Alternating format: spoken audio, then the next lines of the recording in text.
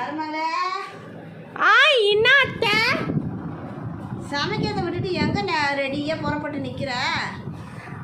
அதெல்லாம் அத்தை, நான் ஒரு ஃபங்க்ஷனுக்கு போறேன். அதான் அத்தை இவ்வளோ ரெடியாக இருக்கேன்.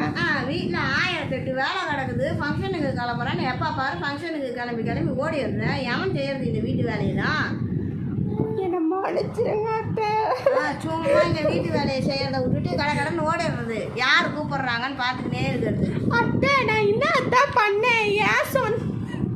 என் சொந்தக்கார வீட்டுக்கு தானே அத்தை போறேன்.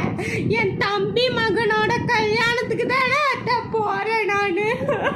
இதே மாற்றி மாற்றி சொல்லிட்டு தம்பி மகன் தங்கச்சி மகன் இதே வேற வேலை இல்லை உங்களுக்கு. எப்போ பார்த்தாலும் கிளம்பி நின்று. ஏன் அத்தை, உங்க வீட்டு சொந்தமா இருந்தா நீங்க இப்படி பண்ணிருப்பீங்களா?